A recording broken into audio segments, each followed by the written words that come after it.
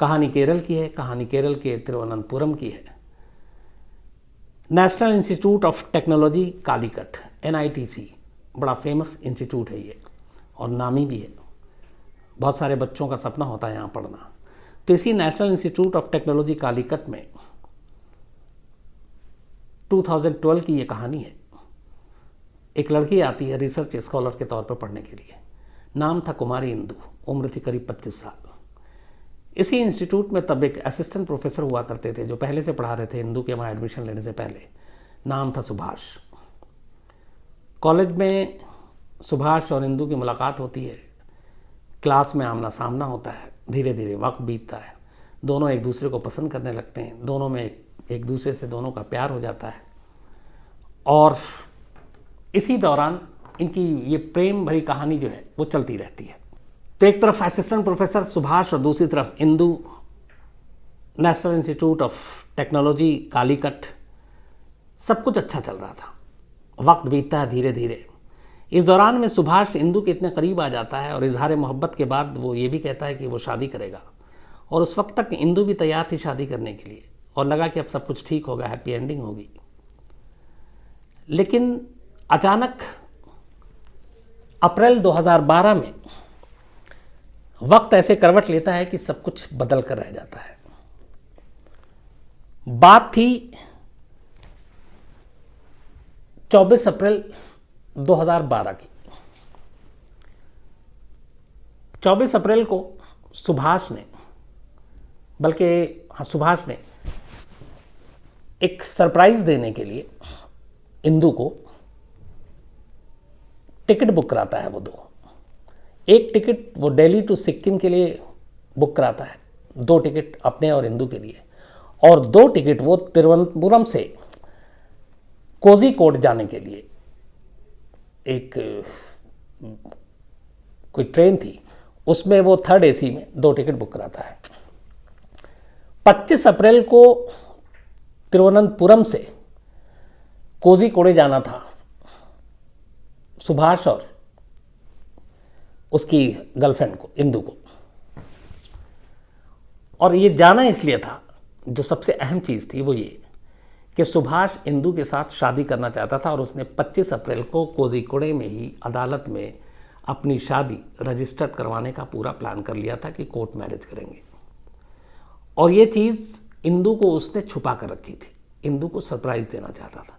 लेकिन इंदु को उसने ये बता दिया था कि हमारी 25 अप्रैल की ट्रेन है और हम दोनों कोझिकोड जाएंगे। 1 रात की जर्नी है ये तिरुवनंतपुरम से कोझिकोड की। रात में आप बैठिए, सुबह आप उतर जाएंगे। इंदु तैयार हो गई थी क्योंकि इससे पहले भी ये लोग कई बार बाहर ट्रैवल कर चुके थे। लेकिन इंदु को ये नहीं पता था कि सुभाष उसको क्यों लेकर जा रहा है। 24 अप्रैल को ही ये टिकट बुक कराता है। जो टिकट बुक कराया उसने, वो दिल्ली टू सिक्किम के लिए एक तिरुवनंतपुरम की ट्रैवल एजेंसी से बुक कराई और ट्रेन के टिकट वो खुद लेकर आया था। उसका प्लान ये था कि 25 तारीख को कोझिकोड में जाकर शादी करने के बाद कोर्ट में वो वहीं से वापस आएगा और फिर तिरुवनंतपुरम से ये लोग सीधे सिक्किम चले जाएंगे हनीमून मनाने के लिए। 25 तारीख की टिकट बुक है, 24 अप्रैल को टिकट बुक कराई। अब इस दौरान में इधर ये हो रहा था कि इंदु के घर वालों ने इंदु के लिए लड़का देखना शुरू कर दिया था और देखते देखते आखिरकार एक लड़का उन्हें पसंद आ जाता है और इंदु की शादी उस लड़के से तय कर देते हैं। इंदु इस शादी के लिए खुद हामी भर देती है।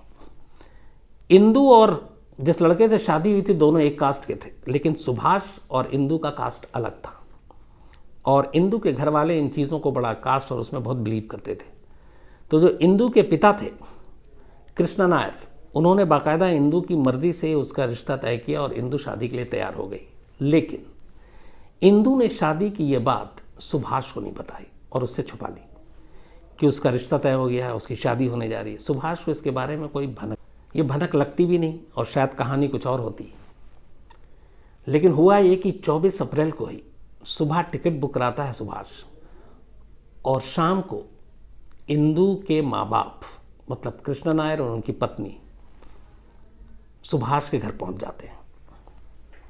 वो इसलिए क्योंकि इंदु के घर वालों को मालूम था कि सुभाष और इंदु बड़े अच्छे दोस्त हैं।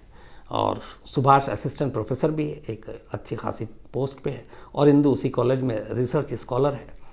तो इन दोनों के रिश्ते और इनकी दोस्ती, वो ये मानकर चलते थे इंदु के घरवाले कि दोनों बहुत अच्छे दोस्त हैं, इंदु का बेस्ट फ्रेंड है। तो अब इंदु की शादी हो रही है और उसके बेस्ट फ्रेंड को ना बुलाएं, ये कैसे हो सकता है। यही सोचकर इंदु को बिना बताए इंदु के माँ बाप सुभाष के घर पहुंच जाते हैं, शादी का कार्ड लेकर इंदु के। इंदु को भी नहीं मालूम कि उसके माँ बाप सुभाष के घर जा रहे हैं। शायद अगर ऐसा पता होता तो वो रोक लेती। और उसके बाद वो सुभाष के घर जाते हैं। सुभाष इंदु के माँ बाप को देखता है, बड़ा खुश होता है, लेकिन वो खुशी थोड़ी देर में गायब हो जाती है जब वो अपने आने का मकसद बताते हैं। कहते हैं कि ये इंदु की शादी फिक्स हो गई और तुम चूँकि इंदु के बहुत अच्छे दोस्त हो, करीबी दोस्त हो, तो हम तुम्हें कार्ड देने के लिए आए, शादी में ज़रूर आना। अब सोचिए, जो सुभाष अगले दिन जिसने इंदु के साथ शादी रजिस्टर कराने के लिए कोर्ट में टिकट तक बुक करा रखी है, हनीमून पे जाने के लिए सिक्किम तक की टिकट बुक करा रखी है, उसी होने वाली पत्नी की शादी का कार्ड किसी और के साथ शादी के लिए इंदु के माँ बाप घर पे देने आए, तो फिर क्या हुआ होगा। सुभाष के पैरों तले से ज़मीन खिसक गई, लेकिन उसे सबसे ज़्यादा गुस्सा इस बात पर आया कि अगर इतनी बात आगे बढ़ गई थी, इंदु की शादी तय हो गई, कार्ड तक छप गया और इंदु की मर्ज़ी से हुआ, तो इंदु ने यह बात उससे क्यों नहीं बताई, उसे छुपाया क्यों। लेकिन फिर भी उसे लगा कि शायद इंदु किसी दबाव में होगी। उसका प्यार ये मानने को तैयार नहीं था, और उसे लगा इंदु के घर वाले और कास्ट और बाकी चीज़ों के बारे में सोच वो जानता था, तो लगा कि किसी न किसी प्रेशर और दबाव में वो ये शादी करने के लिए तैयार हुई। कोई नहीं, मैं इंदु को मना लूँगा और पहले के प्लान के हिसाब से सब कुछ करेंगे। कार्ड रख लेता है। 24 अप्रैल गुजर जाता है। 25 अप्रैल की टिकट बुक थी, इंदु को भी मालूम था। 25 अप्रैल को अब दोनों स्टेशन पे मिलते हैं और इसके बाद वो कोझीकोडे जाने के लिए तिरुवनंतपुरम से ट्रेन पकड़ते हैं। रात भर की जर्नी थी, सुबह उतर जाना था। 3rd AC में टिकट थी दोनों की। ट्रेन पकड़ने के बाद अब रास्ते में दोनों बर्थ पे हैं और बातचीत हो रही है। पहली बार सुभाष शादी और कार्ड के बारे में बताता है कि तुम्हारे मम्मी पापा आए थे। इंदु बताती है हाँ। वो उसे समझाता है कि देखो, मैं तुमसे प्यार करता हूँ, मैं तुमसे शादी करना चाहता हूँ। इंदु कहती है कि नहीं हो सकता, क्योंकि हम दोनों के कास्ट में फ़र्क है। दोस्ती और प्यार तक ठीक है, इसके बाद नहीं। अब वो उसको फिर बताता है कि मैं तो तुमको इसलिए यहाँ पर लेके चल रहा हूँ कि हमें कोझीकोडी में जाकर कोर्ट में शादी करनी है। मैंने हनीमून के लिए टिकट तक बुक करा रखा है, उसके बाद हम वहाँ से सिक्किम जाएंगे। ये सारी चीज़ें सुनकर इंदु को गुस्सा आ जाता है और इंदु ज़ोर ज़ोर से बोलने लगती है। अब जाहिर सी बात, AC 3 टायर में बाकी भी पैसेंजर हैं, तो जब थोड़ा गुस्से में बात ज़्यादा होने लगता है, तो बात ज़्यादा जब बात होने लगी तो सुभाष को भी लगा कि बाकी पैसेंजर कहीं कुछ डिस्टर्ब ना करें, तो वह इंदु को मना कर कहता है कि चलो आओ, थोड़ा हटकर बात करते हैं। और वो कंपार्टमेंट के दरवाजे पर पहुंच जाता है। AC 3 टायर था, लेकिन वो दरवाज़ा खोल देता है। रात के करीब 2 बज रहे थे। मंजिल आने में अभी 3 से 4 घंटे बाकी थे। वो एक बार दरवाजे पे खड़ा होकर फिर इंदु को मनाने और समझाने की कोशिश करता है। कहता है कि देखो, मैं तुम्हारे बिना नहीं रह सकता, शादी करने की सारी तैयारी कर ली है। तुम अगर दबाव में हो, तनाव में है घर वालों के, तो अब भी बता दो, लेकिन हम शादी करेंगे।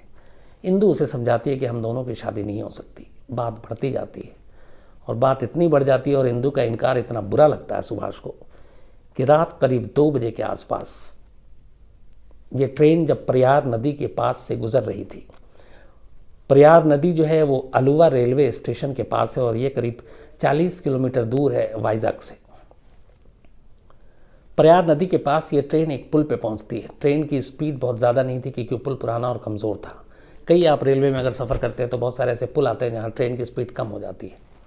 तो इस प्रयार नदी के ऊपर के इस पुल की भी कहानी यही थी। ट्रेन की रफ्तार कम हो गई थी। दोनों में बहस जारी थी। इंदु लगातार मना कर रही थी, सुभाष लगातार उसे समझा रहा था।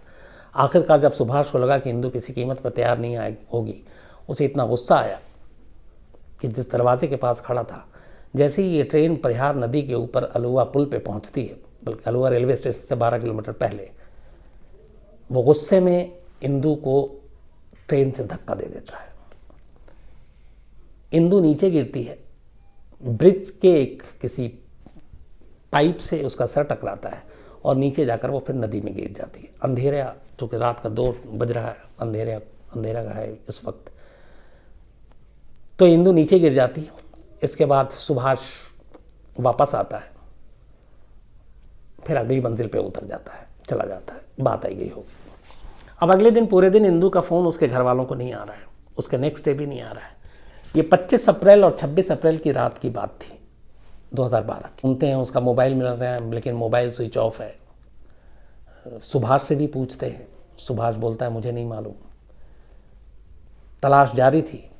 इसी दौरान में 2 दिन के बाद 27 अप्रैल को इसी परियार नदी के अंदर कुछ जो रेत और बाकी निकालते हैं मजदूर, वो वहाँ पे काम कर रहे थे और नदी किनारे अचानक उन्हें एक लाश दिखाई देती है। लाश लड़की की थी।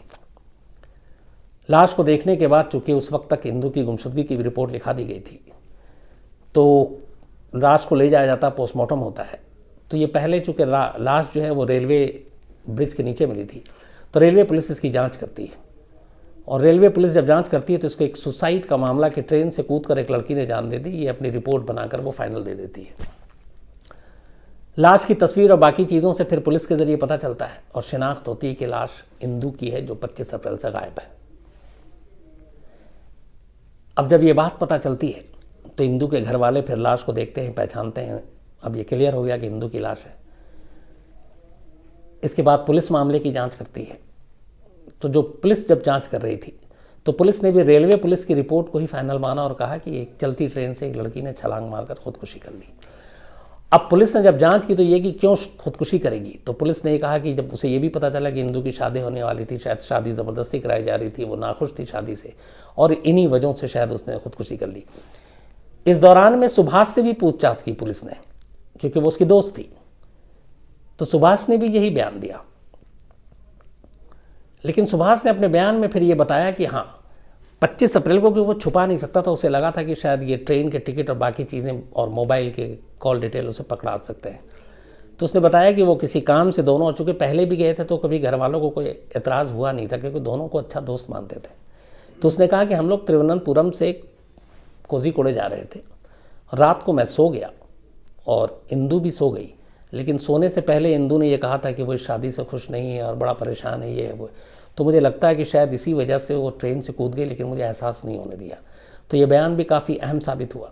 तो पुलिस ने भी इस रिपोर्ट को यही माना और कहा कि यह सुसाइड है और इंदू ने शादी की वजह से ही, जबरन शायद कराई जा रही थी, खुदकुशी कर ली। केस क्लोज हो गया। लेकिन इंदू के पिता कृष्ण नायर वो अड़े रहे कि मेरी बेटी खुदकुशी नहीं कर सकती, ये शादी उसके लिए दबाव नहीं था, तनाव नहीं था, वो अपनी मर्जी से कर रही थी। और उन्होंने अपने लेवल पे भी उस वक्त जब जांच वाँच की तो पता चला कि उस ट्रेन में, चूँकि जब चार्ट बनती है सारे लोगों के एड्रेस नंबर भी होते हैं, तो अपने लेवल पे भी वो जांच कर रहे हैं और पता चला कि इसके साथ इसका कोई बॉयफ्रेंड था। लेकिन पहले कुछ और बात थी कि कोई और हो सकता है, लेकिन फिर पता चला कि नहीं, वो तो सुभाष ही था और सुभाष ने भी ये मान लिया। लेकिन इससे कुछ साबित नहीं हो रहा, क्योंकि दोनों की दोस्ती सबके सामने थी। इसी दौरान उस नदी के किनारे जो मजदूर रेत निकाला करता था, जिससे शुरुआत में रेलवे पुलिस ने ही पूछताछ की थी, उससे दोबारा जब पूछताछ हुई तो उसने कहा कि रात का वक्त था, मैं नदी के किनारे ही वहीं पे सो जाता था, क्योंकि सुबह सुबह उठ के काम करना होता है। तो मैंने अचानक देखा कि ट्रेन के ऊपर से कोई एक चीज़ नीचे आकर गिर रही है। शायद वो इंदू ही थी, टाइमिंग भी वही था। लेकिन उसने कहा कि जब वो लड़की गिर रही थी तो ऐसा नहीं था कि वो छलांग मार रही है, क्योंकि मैंने उसके पीछे एक साया देखा था उस बॉगी के अंदर, उस कंपार्टमेंट में। तो इसका मतलब है कि वो लड़की जब नीचे गिर रही थी उसके पीछे कोई खड़ा हुआ था। तो बहुत मुमकिन है कि उसने धक्का दिया, और ये पहली चीज़ थी, पहला खुलासा था। इसके बाद इसी लाइन को लेकर इंदू के पिता कृष्ण नायर हाई कोर्ट पहुँच गए और उन्होंने कहा कि इस मामले की जाँच क्राइम ब्रांच को सौंपी जानी चाहिए, थोड़ी जांच करे, क्योंकि ये सुसाइड नहीं है। हाईकोर्ट ने उनकी अर्जी को मान ली और इसके बाद क्राइम ब्रांच को ये मामला जांच के लिए दिया। क्राइम ब्रांच की बाकायदा एक टीम बनाई गई।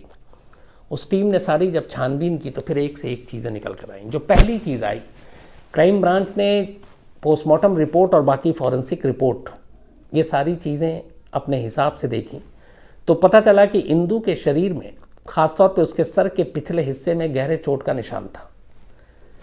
ट्रेन से जंप करने वाला या ट्रेन से कूदने वाले के चोट हमेशा उसके फ्रंट शरीर के सामने वाले हिस्से में होंगे, या तो सामने सर में होगा, चेहरे पे होगा, हाथ पैर सीने पे होगा, पीछे की तरफ नहीं होगा, क्योंकि जब आदमी कूदता है तो वो सामने की तरफ से कूदता, उल्टा होकर नहीं कूदता है। और अगर किसी को धक्का दिया गया है तो इसका मतलब है कि पीछे उसको चोट आ सकती है। और इंदु के सर के पिछले हिस्से में चोट थी। जब उसको पुल से गिराया गया तो कोई पुल का एक हिस्सा उसके सर में जा लगा। फॉरेंसिक की रिपोर्ट के हिसाब से इंदु ने छलांग नहीं लगाई, बल्कि उसे किसी ने धक्का दिया। जब ये बात क्राइम ब्रांच को पता चली, इसके बाद क्राइम ब्रांच ने इस पूरे मामले की छानबीन शुरू की। तो पहले इन दोनों की टिकट कहाँ से बुक हुई, उस ट्रैवल एजेंट तक पहुँचे। ट्रैवल एजेंट के जरिए जब ये लोग पहुँचे तो पता चला कि तिरुवनंतपुरम का वो ट्रैवल एजेंट ने एक नया खुलासा किया जो अब तक सामने नहीं आया था। वो ये कि सुभाष और इंदु के नाम पे 2 टिकटें तिरुवनंतपुरम से दिल्ली तक की बुक थी और दिल्ली से सिक्किम की बुक थी 26 या 27 अप्रैल के लिए। तो अब ये नया खुलासा कि ये क्यों बुक थी और सुभाष ने क्यों कराया, क्योंकि अब तक ये लोग इतनी दूर कभी नहीं गए थे। फिर सुभाष के ऊपर जीरोइंग किया, सुभाष के मोबाइल, लैपटॉप, इन सब चीज़ों को खंगालना शुरू किया। तो उसमें से बहुत सारी आपत्तिजनक तस्वीरें और वीडियो मिले दोनों के करीबी के, इंदु और सुभाष के आपस के। तो इससे यह क्लियर हुआ कि ये सिर्फ दोस्ती नहीं है, प्यार भी। फिर इंदु की शादी दूसरी जगह, फिर ये भी था कि ये कुछ और है। तो इन सारी चीज़ों और टिकट की बुकिंग को देखते हुए आखिरकार क्राइम ब्रांच ने सुभाष को उठाकर पूछताछ करने का फैसला किया। सबसे बड़ी चीज़ ये कि उस रात का जो लोकेशन था वो मोबाइल भी दोनों का ट्रेस कर गया। असिस्टेंट प्रोफेसर सुभाष के ऑफिस के कमरे में इंदु के बाल और बाकी चीज़ों के कुछ सैंपल भी मिले। तो इन सारी चीज़ों ने उनके करीबी रिश्ते की एक तरह से चुगली खा दी। सुभाष को उठाया गया, उससे पूछताछ की गई और आखिर में सुभाष ने अपना जुर्म कबूल कर लिया। उसने कहा कि मुझे सिर्फ इस बात का गुस्सा था कि मैं इंदु से शादी करना चाहता था। इंदु की शादी कहीं और तय हो गई और मुझे उसने बताया तक नहीं। उसके माँ बाप जब कार्ड लेकर आए तब मुझे पहली बार पता चला। फिर भी मैंने इंदु को समझाने की कोशिश की, मनाने की कोशिश की। जब मुझे लगा कि वो मेरी नहीं हो सकती तो मुझे लगा कि वो किसी और की भी नहीं हो सकती, और इसीलिए चलती ट्रेन से मैंने उसे धक्का दे दिया। तो ये थी कहानी।